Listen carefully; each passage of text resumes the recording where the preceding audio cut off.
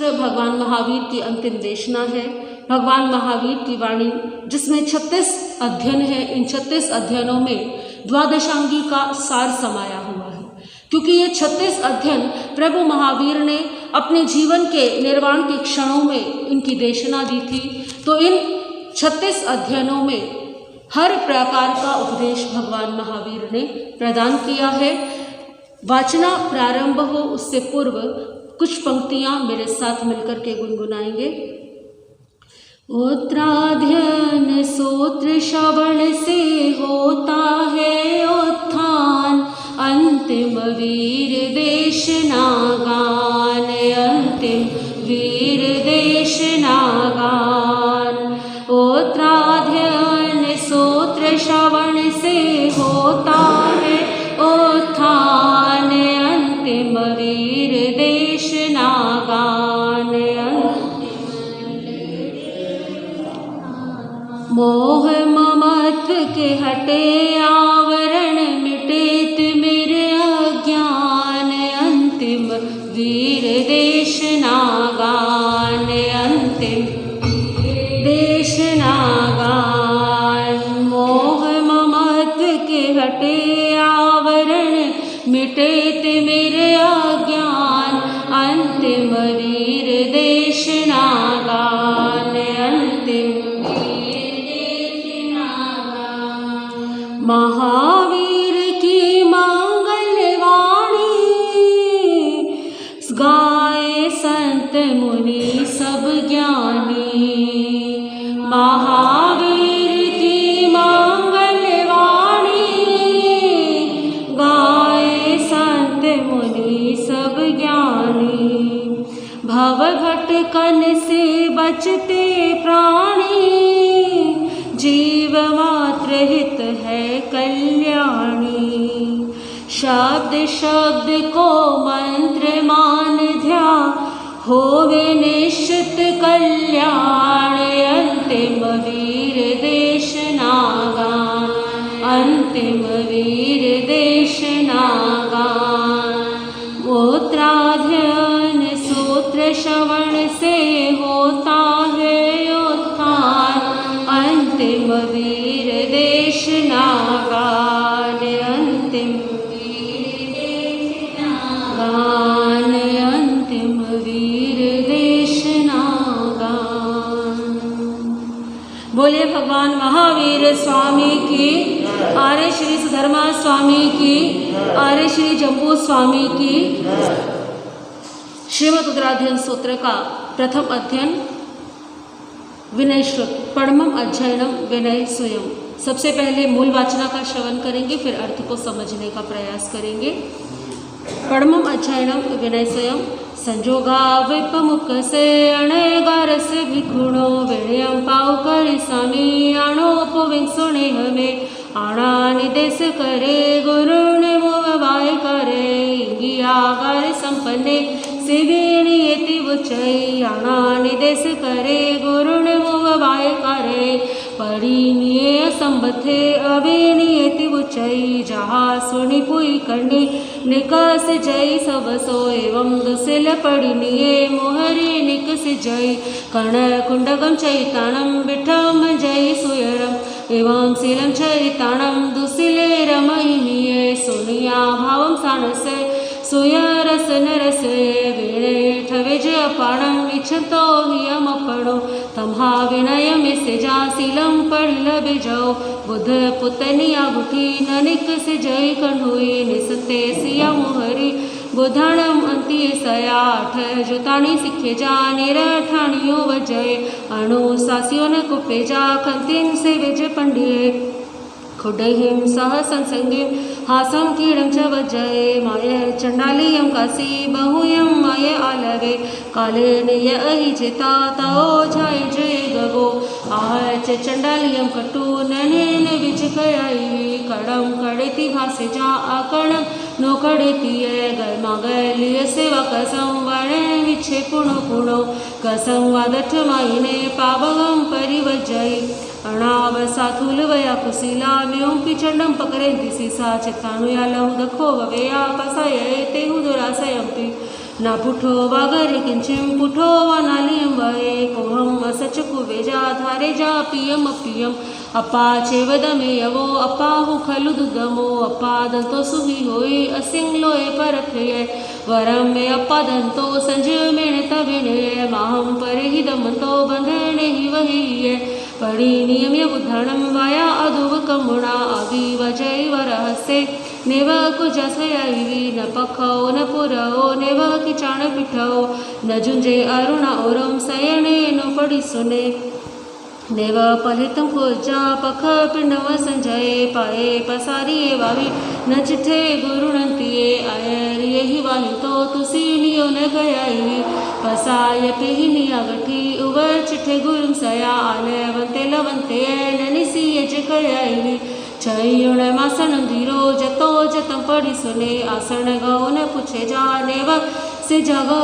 कया आगो मुख पुड़ो संते पूछे जा पंजलि उड़ो एवं वेणय जुतस सुतम अथम च तदुभयं पुछ मानस सीसस वागरे जजह स्वयं मोसम परिहरे विखो नय ओ हरिणि वये भाषा दोसम परिहरे मायं च भजय सया नल वेच पुठ सावजम ननिरठम नममयम अपन ठापर ठावा उभयस संतरेण वा समरेसु आगारेसु संधिसु यमः पहे एगो एगथिये सधिम नेव चिठन सल्लवे जमे बुधाणु सासंति सियेण परुसेण वा मम लाभोति पेहाए पयाओ ते पड़ी सुने अनुशासन शासन मोवायम दुखड़ सचे चोयणम हियम तमन्नये पन्नो वेसं हो यसाहुणो हियम वगय विगय भया बुधा परुसम भी अनुशासनम वेसम तम होई मूढ़ाणम खंति सोहि करम पयम आसने उव चिठे जा अणुचे अकुए थिरे अपो उठाई निरुठाई निसीज अप कुकुए कालेन निखमे विखु कालेन यपडिकमे अकालम च विवजिता काले कालम समायरे परिवाड़िये न चिटेजा विखोदते सणं चरे पड़ी रोवेण एसेता मियं कालेन भखय नाही दोरवण सन्ने ननेसी चकु फासो एगो चिठज भतठा लंघिया तम नई कमे नाई उच्चेवनिये वा न सन्ने नाई दूरओ पासुयम पर गड़म पेडम पड़ी गहेज संजय अपाणे अपवियमे पड़ी छिन्नमि संवड़े समयम संजय भुंजे जयम अपरिसाड़ियम सुकड़ेति सुपक्केति सुचिन्ने सुहड़े मड़े सुनेठिये सुलठेति सावजम वजय मुनि रमय पंडिये सासम हयम भदम ववाहय बालम समय सासंतो गले असंभवाहय खड्डुया में चवेड़ा में अकस साय वहावे कल्याण मणु सासंतो पावद चिति मनई पुतो में भाय नाई ते साहु कल्याण मनई पावद ठि अपणम सासम दासम मनई न को वय अयरियम अपणम पिन को वय बोधो बधाई नसिया तोत गवेसय आयरियम कुयम नचा पति इण पयासय विज वेज पंजलीड़ो वैज न पुणुतिय धम जियम च व्यवहारम बुद्धेय हायरियम सया तमायन तो व्यवहारम गरहम नाभिगच्छय मनो गयम वक गयम जानिता आयरि असौ तम परे गिच वाये कमुणा उबवाये विते अचोये निचम क्षिपम हवई सुचोये जहो वैठम सुकयम किचाइम कुवई सया नचान मई में हावी लोए किति से जाये हवई किचानम शरणम भूयाणम जगई जहा कुजा जस पसियति समुदा भव संथया पसना लाभ इसंते वियोलम अठियम स्वयं से पूज सथे सुविनय संशय मणो रुई चिठई कम संपया तवो समायरियस समाहि संवुड़े महुजय पंचवयायं पालिया सदैव गंधर्व मनुस्पुये जयतु देहम मल पंक पुवयम सिद्धे वाह वै सासये देवे वा अपरय महि धिये तिबेमी। बोले भगवान महावीर स्वामी की। श्रीमद् उत्तरार्जुन सूत्र का प्रथम अध्ययन जिसका नाम है विनय सूत्र। इस अध्ययन में कुल 48 गाथाएं हैं और 48 गाथाओं में भगवान महावीर ने मुक्ति के प्रथम चरण विनय का प्रतिपादन किया है। जीवन में जब तक विनय नहीं है तब तक ज्ञान की प्राप्ति भी नहीं हो सकती, क्योंकि विनय हमारे पात्र को तैयार करती है। यदि विनय है तो पात्रता है और यदि विनय नहीं है तो पात्रता भी नहीं है। अभिमान से भरा हुआ हृदय उस उल्टे रखे हुए पात्र की समान है जिस पर कितनी ही बारिश बरस जाए परंतु एक भी बूंद एकत्रित नहीं हो पाती है। इस अध्ययन में भगवान महावीर ने फरमाया है कि विनीत कौन है और अविनीत कौन है। विनय और अविनय की परिभाषा क्या है। कई बार ऐसा हो सकता है कि जो देखने में लगे कि विनीत है वो विनीत ना हो, वो क्या हो, अविनीत हो। और जो देखने में लगे कि ये तो बहुत विनय भक्ति भी नहीं करता परंतु वो क्या हो, वो विनीत हो। तो विनीत और अविनीत कौन है ये फरमाया है भगवान महावीर ने। आना निदेश करे गुरुण मोवाय कार्य इंगियागार संपन्ने से विणयति उच्चई। जो गुरु के निर्देशों को पालन करता है, गुरु की आज्ञा का पालन करता है, आना निर्देश करे, जो गुरु की आज्ञा का और निर्देशों का पालन करता है, गुरुण मोवाय कार्य यानी गुरु के समीप रहता है, इंगियागार संपन्न गुरु के संकेत मात्र को समझ लेता है, मनोभावों को जानता है, से विनीयति उच्चई, वो क्या कहलाता है, विनीत कहलाता है। जो शिष्य गुरु की आज्ञा का पालन करता है, ये एक बात हो गई, गुरु के समीप रहता है।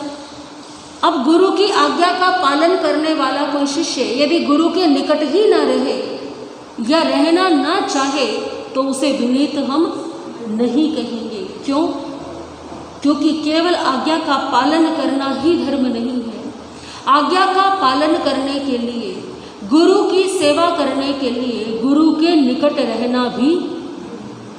जो शिष्य गुरु के समीप ही नहीं रहता, निकट ही नहीं रहता, वो कैसे गुरु की सेवा कैसे कर पाएगा, गुरु को कैसे समझ पाएगा, कैसे जान पाएगा किस समय गुरु को सेवा की आवश्यकता है, किस समय गुरु के क्या संकेत है। तो आचरण में भी विनय क्या होनी चाहिए, दिखाई देनी चाहिए। गुरु के संकेत मात्र को समझता है, यानी कि जरूरी नहीं है कि गुरु अपने मुख से कहे, गुरु को कब किस वस्तु की आवश्यकता है, गुरुदेव के लिए कब क्या उपयोगी है, वो शिष्य स्वयं ध्यान रखे। जो ऐसा करता है वो क्या कहलाता है, विनीत कहलाता है। इसके विपरीत जो गुरु की आज्ञा का पालन नहीं करता, गुरु के सानिध्य में नहीं रहता, गुरु के पास नहीं बैठता, गुरु के पास नहीं रहता, अलग विचरण करता है, अलग जाता है, गुरु के प्रतिकूल आचरण करता है, यानी कि उसे मालूम है कि अब गुरुदेव क्या कहने वाले हैं परंतु जानबूझ करके क्या कर देता है, टाल देता है, जानबूझ करके अनसुना कर देता है, अनदेखा कर देता है। ऐसे शिष्य को अविनीत कहा जाता है। प्रभु महावीर फरमाते हैं उत्तराधीन सूत्र के अंदर, जहाँ सुनी कोई करनी निक सिजई सब सो। जिस प्रकार से सड़े हुए कानों वाली कुतिया हर जगह पर अपमान पाती है, तिरस्कार पाती है, ऐसे ही अविनीत शिष्य भी हर स्थान पर संघ का, समाज का, परिवार का तिरस्कार प्राप्त करता है। एवं दुस्सील पड़ी निये मोहरी निक सिजई, उसे हर जगह से निकाल दिया जाता है। उसी प्रकार से गुरु के प्रतिकूल आचरण करने वाला दुशील वाचाल शिष्य भी सर्वत्र अपमानित करके निकाल दिया जाता है। जो शिष्य विनीत होता है वो संघ और समाज की सेवा करता है, वो संघ और समाज की प्रभावना करने वाला होता है, धर्म की प्रभावना करने वाला होता है। इस अध्ययन में एक शिष्य के लिए ये संदेश भी दिया गया है कि गुरु के द्वारा अनुशासित किए जाने पर, जब गुरु अनुशासन दे, गुरु कठोर वचनों का प्रयोग करे तो शिष्य उस समय अपने मन को पीड़ित ना करे, गुरु के वचनों से क्रोधित ना हो, क्षमा की आराधना करे, शांत रहे, शुद्र व्यक्तियों के संपर्क से दूर रहे। एक शिष्य का विनय गुण का संपन्न, विनय गुण तभी सुरक्षित रह सकता है जब व्यक्ति शुद्र व्यक्तियों की संगति से दूर रहे, सत्संगति करे, ऐसे लोगों के पास ही बैठे जिनका आचरण क्या है, सभ्य है, क्योंकि जैसी संगत वैसी। यदि शिष्य क्षुद्र व्यक्तियों का, जिनकी सोच छोटी है, जिनकी सोच हल्की है, ऐसे लोगों के साथ रहेगा तो उसके चित्त पर भी कैसा प्रभाव पड़ेगा, धीरे धीरे उसके मन के भाव भी क्या हो जाएंगे, बदलने लग जाएंगे। उसकी सोच का स्तर भी कैसा हो जाएगा, निम्न हो जाएगा। उनके साथ हंसी मजाक न करे, उनके साथ बैठे नहीं। शिष्य आवेश में आकर के भी कोई बात ना कहे। यदि आवेशवश शिष्य से कोई गलत आचरण हो भी गया है तो गुरु के समक्ष जाके उसकी आलोचना प्रायश्चित कर ले। गुरु ने यदि किया है तो कहे कि मैंने ऐसा किया है, मुझसे ऐसा हुआ है। और यदि नहीं किया है, कई बार ऐसा होता है कि मिथ्या आरोप लग जाते हैं। कभी कभी ऐसा होता है कि व्यक्ति ने कुछ किया नहीं है, मान लीजिए शिष्य ने कुछ किया नहीं, परंतु बाकियों को भ्रम हो गया, तो भी शिष्य अपने गुरु के समक्ष जाकर के यदि नहीं किया है तो मैंने ऐसा कार्य नहीं किया, ऐसा गुरु के समक्ष कहे। जिस प्रकार से घोड़े को शिक्षा देने के लिए, सन्मार्ग पर लाने के लिए चाबुक की आवश्यकता होती है, उसी प्रकार से शिष्य को योग्य बनाने के लिए गुरु के कठोर वचनों की भी आवश्यकता होती है। जो शिष्य गुरु के इस कठोर व्यवहार को सहन कर लेता है वो स्वयं पर विजय पा जाता है, और जो शिष्य गुरु के इस कठोर व्यवहार को देख करके मन में ऐसा चिंतन करता है कि मैंने तो शिष्य बन करके क्या कर दी, गलती कर दी, भूल कर दी, इससे तो अच्छा था कि मैं अकेला ही विचरण करता, या तो मैं संयम ना लेता, और संयम ले लिया है तो मैं क्या करूं, मैं अकेला विचरण करूं। यदि शिष्य गुरु की आज्ञा से धर्म प्रभावना के लिए गुरु से अलग होकर के विचरण करता है तो उसमें कोई दोष नहीं।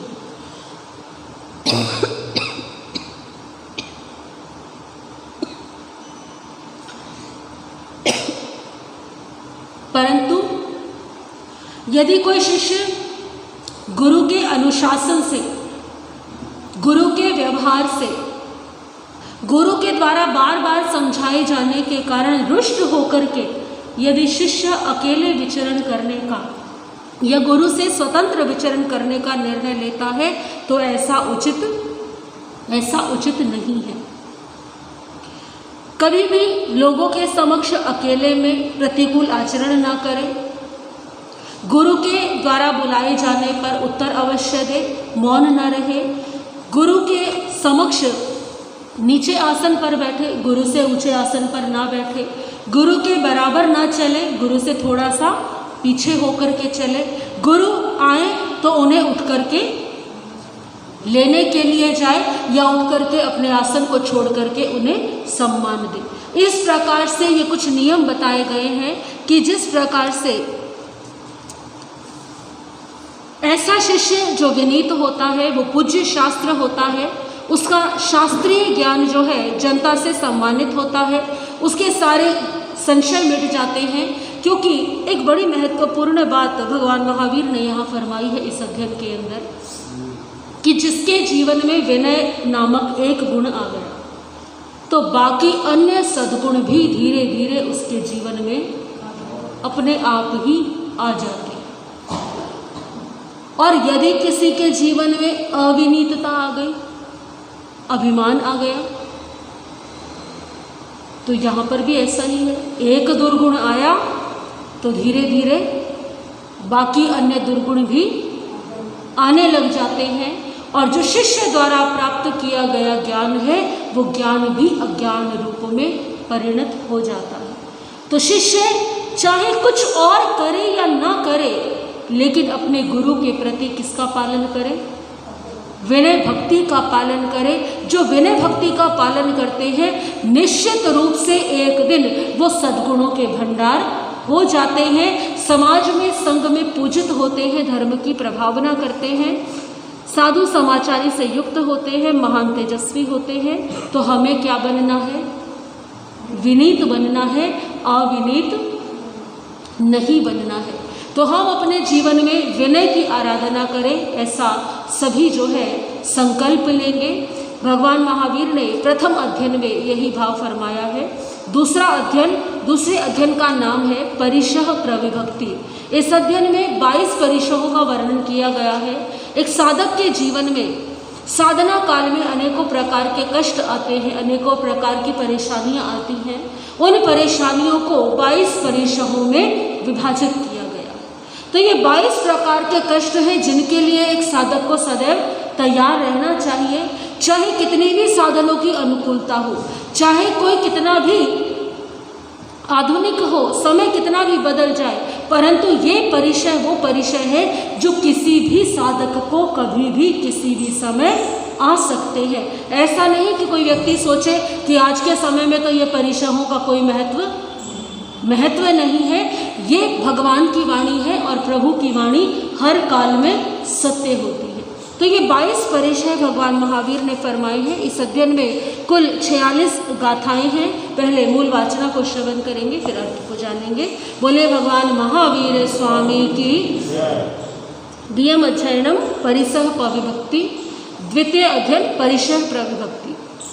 स्वयं में अवसम तेनम भगवया एवमखयम यह खलु 22 परिसह सम्मेलनम भगवया महावीरणम कास्वेणम पवेय्य जे भिक्खु सोचा नच्चा जिच्चा अभिभूय भिखायिर्ये परिवयंतो पुट्ठो न विहणेचा कैरे खलु ते 22 परिसह सम्मेलनम भगवया महावीरणम कास्वेणम पवेय्य जे भिक्खु सोचा नच्चा जिच्चा अभिभूय भिखायिर्ये परिवयंतो पुट्ठो न विहणेचा इमे खलु ते 22 परिसह सम्मेलनम भगवया महावीरणम कास्वेणम पवेय्य जो भिक्खु सोचा नच्चा जिच्चा अभिभूय भिखायिर्ये परिवयंतो पुट्ठो न विहणेचा तमजः दिगिंछा परिसह पिवासा परिसह सीय परिसह उसिन परिसह दंसमसय परिसह अचेल परिसह अरई परिसह इत्थि परिसह चरिया परिसह निसिहिया परिसह सेचा परिसह अकोस परिसह वह परिसह जायना परिसह अलाप परिसह रोग परिसह तणफास परिसह जल परिसह सकार पुरकार परिसह पन्ना परिसह अन्नान परिसह दंसन परिसह परिसहाणम पविभक्ति परिसहाणम पविभक्ति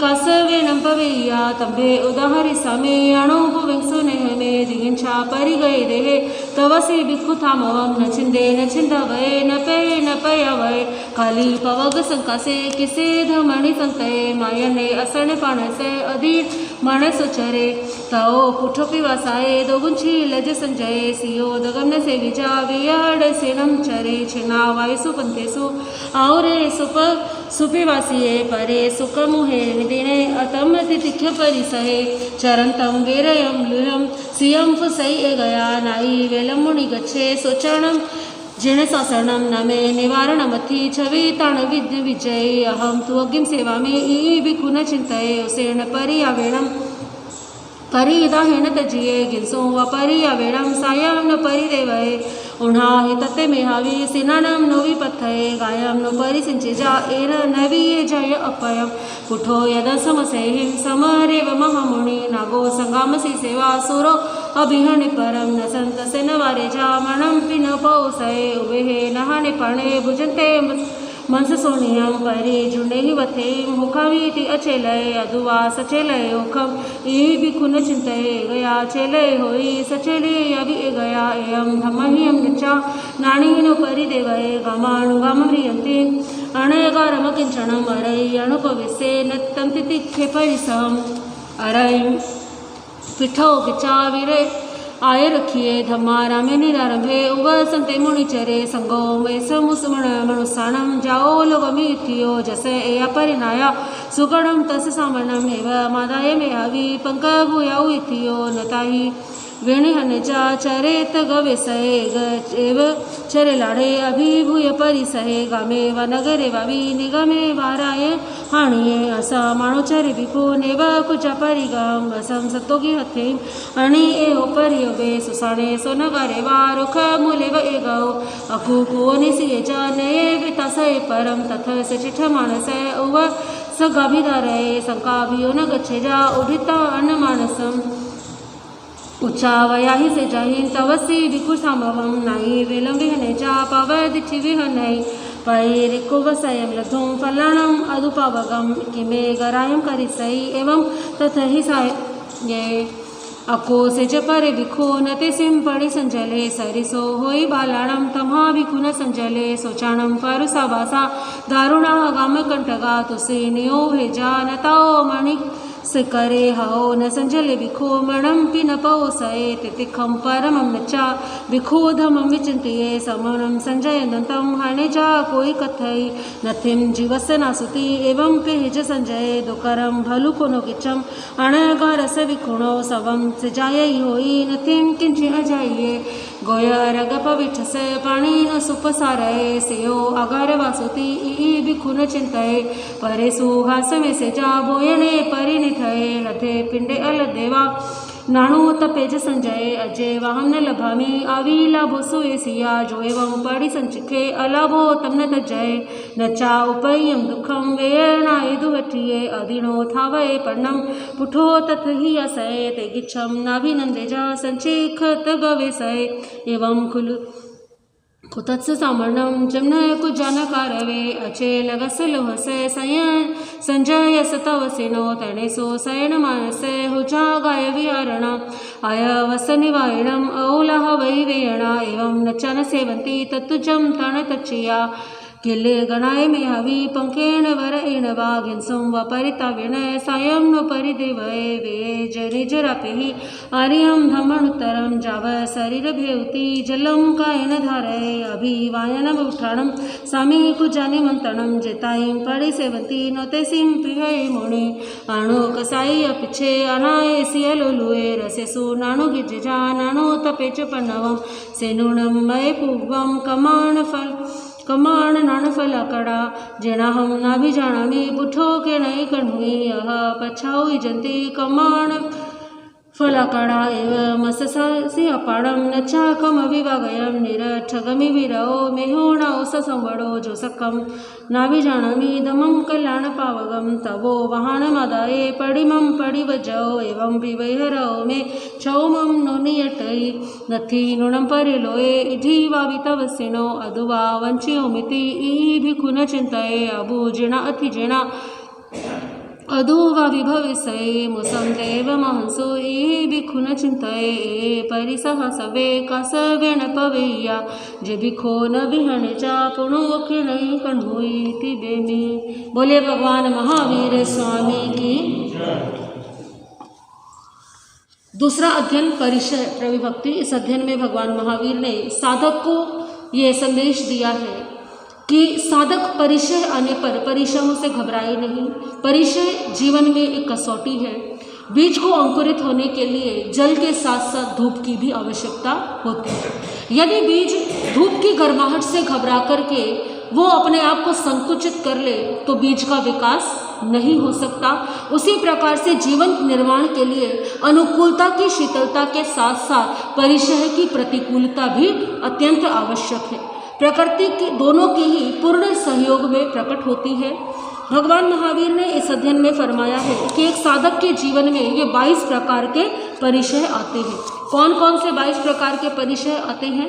क्षुधा परिचय यानी कि भूख का परिचय, पिपासा परिचय यानी प्यास का परिचय, शीत परिचय यानी ठंड लगने का परिचय, उष्ण परिचय यानी कि गर्मी लगने का परिचय, दंस मशक परिचय यानी कि डांस या मच्छरों इत्यादि का उपद्रव, अचेल परिचय वस्त्र अधिक जीर्ण हो गए और नए वस्त्र अभी मिलने का संयोग नहीं बन पा रहा है तो ये अचेल परिचय है।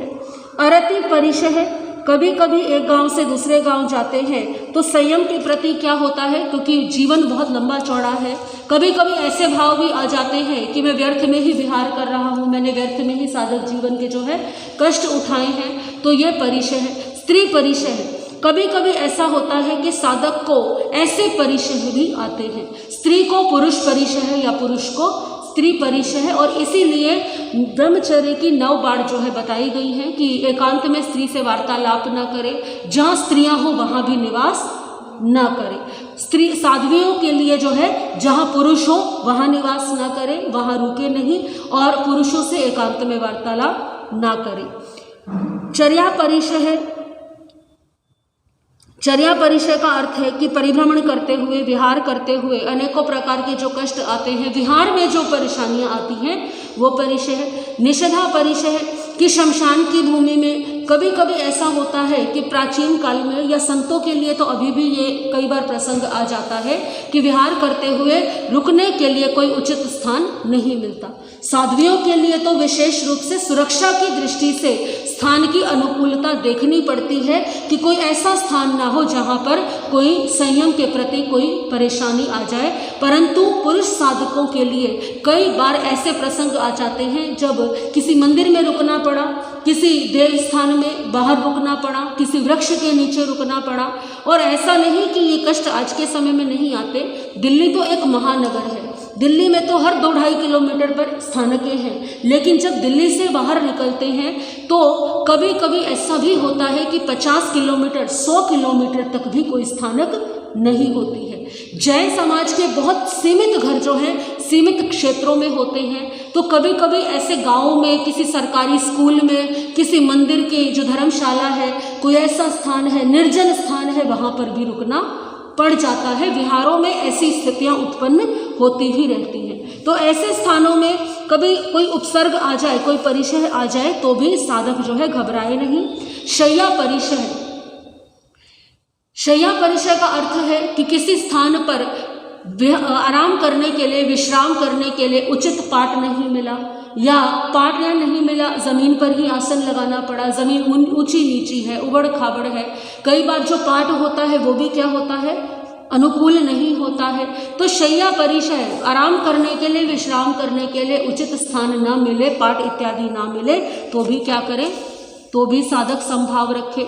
आक्रोश परिचय है, कोई साधक को विहार करते हुए कई बार ऐसे क्षेत्र आ जाते हैं जहाँ पर जैन धर्म के अनुयायी नहीं होते, या जैन धर्म के अनुयायी हैं परंतु संप्रदायवाद बहुत अधिक है।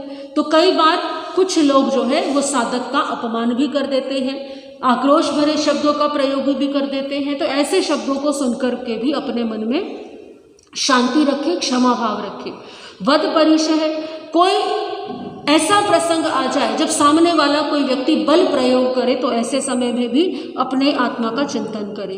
याचना परिचय है, इस साधक जीवन की एक सबसे महत्वपूर्ण बात है कि जो कुछ भी मिलेगा वो याचना से ही प्राप्त होगा। चाहे भोजन हो, चाहे पानी हो, चाहे वस्त्र हो, जितने भी उपकरण हैं संयम जीवन से संबंधित, उसके लिए किसी न किसी को कहना पड़ता है, किसी न किसी से मांगना पड़ता है। तो अपना स्वयं का अहम त्यागना पड़ता है। तो व्यक्ति या साधक ये ना सोचे कि साधक जीवन में मुझे तो हर चीज़ क्या करनी पड़ती है, दूसरे से मांगनी पड़ती है, यह कैसा जीवन है। तो ऐसा अपने मन में चिंतन लेकर के ना आए, अपितु विचार करें कि ये साधु मर्यादा का नियम है कि जो भी कुछ चाहिए उसके लिए श्रावक से कहना ही पड़ेगा, क्योंकि गोचरी इत्यादि के लिए या अपने जीवन की हर आवश्यकता के लिए किसी से याचना करना, मांगना ये सरल कार्य नहीं है।